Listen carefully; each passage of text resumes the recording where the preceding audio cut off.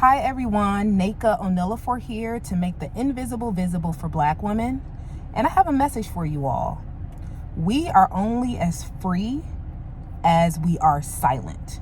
So I'm going to talk to you a little bit about something going on, and I'm just going to jump right in. I'm sure you saw the thumbnail. You know what the message is going to be about. You are definitely rocking with a real one. I'm going to keep it 100% real, and let's get into it. So, like I said, we're only as free as our silence will allow. As silent as we are, that is how free we are. When we speak up, we see how free we are not. So really quickly, you guys, I'm the author of My Own Gaze, Memoir of an Invisible Black Woman. Click the links in the description to go to my website and also to purchase my book on Amazon. I will be launching a business next year.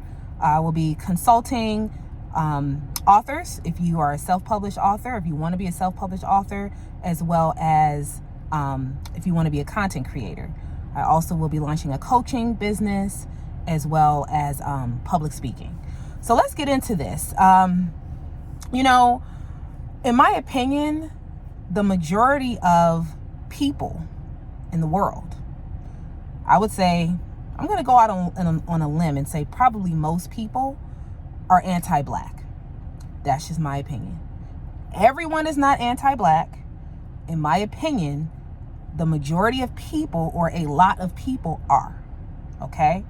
So the interesting thing is that Black people, we actually grow up in a society where we normalize anti-Blackness, and you can see it even in different dynamics. If you even just look at like identity, why, I said this in other videos, why when we get our hair done or when we wear a wig, oftentimes it's straight, sometimes it might be blonde.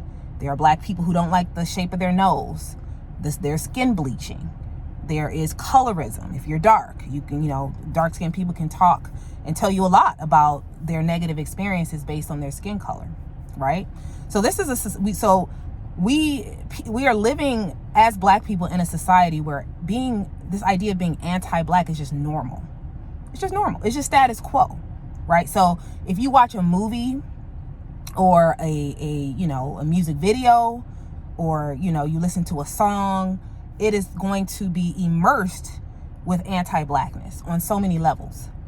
And so most of my life, I never really heard a lot of complaints about the anti-Blackness that is just so pervasive in our culture.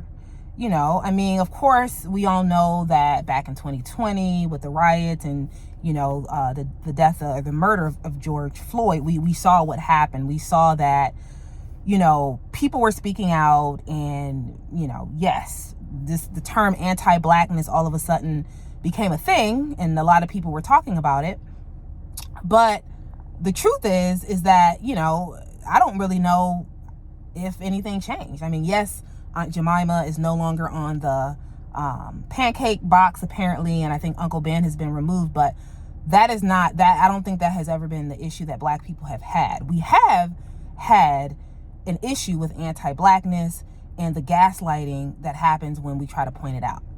I'm making a point. I'm going to get to Kyrie Irving. I'm going to get to a little bit about Kanye. Let me actually go ahead and start with Kyrie Irving. So, and again, I might be a little late. I recognize that this happened, a few weeks ago, but I just wanted to kind of say something about Kyrie Irving, and his message and what he said, which was so powerful when he was being interviewed regarding him being anti-what. And so, first of all, and again, I didn't watch the documentary. The link that Kyrie shared, I didn't watch the documentary. Apparently there was some falsehoods in it. I don't know. I can't speak on that. But I can speak on what Kyrie said and how eloquently he said it and how much it needed to be said. And I think the truth is that who is calling out anti-Blackness? Who's calling out anti-Blackness? Like,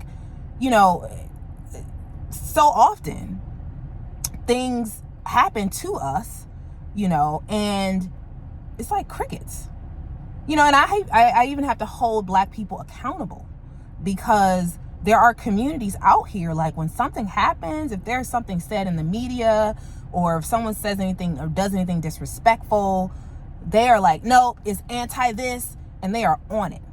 And they force whoever did or said whatever to apologize. Otherwise, they start taking things away. And we all know the monetary things that it's being taken away. But like, when people are anti-black, or if there's like a, any anti-blackness anywhere, like whether it's in a movie or a song or, an interview or just on the runway, like for models. I mean, again, anti-blackness is so pervasive. It's everywhere. So when that happens, who is calling that out? Nobody. We just normalize it. It's just normal. So it's just interesting to me. And I have to also put some of this on us as Black people in terms of how silent do we want to be about this? At what point are we going to be like Kyrie Irving and begin speaking up and banding together when we see or hear or sniff any level of anti-blackness? Because that is what other communities are doing. They call it out. They, and they make you apologize. Otherwise, you lose stuff. But see, the problem is if Black people start trying to call out anti-blackness, what are we going to hold over anyone's head? What are we going to cancel? Who are we going to cancel? What money are we going to take away? What jobs are we going to tell, people that they can't work? Like, you have to like own a lot of significant things to have that power to do that. So all this is exposing is the powerlessness, the powerlessness that exists in the Black community, amongst Black folks. I mean, this is serious. And so, Kyrie Irving, again, I can't say enough how much I loved his rebuttal. However, it just made me think about, dang, I wish more people can respond. I wish more Black folks, especially in entertainment, especially the ones who have the platform, right? Because it's kind of like, well, shut up and dribble. Shut up and sing. Kanye, shut up and rap. Shut up and twerk. That is essentially like, they want us to be silent.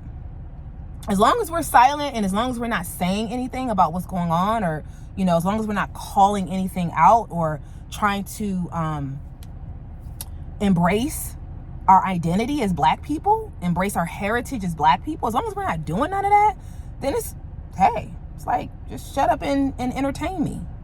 But as soon as we start speaking up, therein lies the problem, right? But also therein lies the solution. That will be the solution. So, and again, I'm not going to really get into much of like the Kanye situation. And quite frankly, I don't follow a lot of like celebrity culture. So I just, I know what I know. But this video is really not about, it's not about Kanye specifically. It's not about Kyrie. It is about the system. It is about our responsibility in the system. Okay? And it's about at what point are we going to call out anti-blackness? Anti-blackness, and then it's also like anti-blackness off of omission. Think about how much you were not told about your history. Think about how much has been kept from you. Think about how much has been omitted from history books.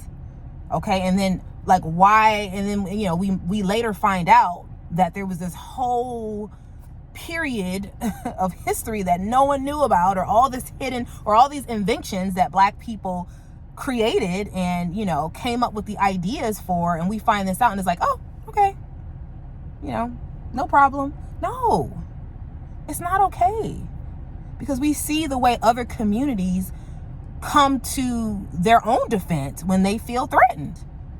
So I need us to do the same thing. I need us all to, and please, why is Kyrie Irving kind of like out here alone? I mean, I know that there are maybe a handful of people, and not even barely, that backed him up, but like, why can't he get some backup? Because so many people are afraid of losing monetary things that they've gained. So no, they're not going to speak up on behalf of Kyrie Irving. They're not going to say, I agree. They are going to distance themselves. And it's sad. It's absolutely sad. So the fact that even the Crown Act exists, the fact that Congress passed a Crown Act so that black women can wear their hair the way it grows out of their head and not be discriminated against at work, the fact that that had to be created lets you know how anti-black the society is. Name discrimination. That's another thing that black people encounter. You have an ethnic, Afro-ethnic sounding name, and it is unlikely that you will get the job opportunities that should be afforded to you. That's anti-black. Who is calling this stuff out? Who is getting fired because, Jamal didn't get X job? Who's getting fired? Nobody. So all of these things are just like status quo, anti-blackness again, status quo. And if we're not vocal about anti-blackness, if we are choosing to be silent, their foot is going to stay on our necks. Period. So thanks for listening. Thanks for watching.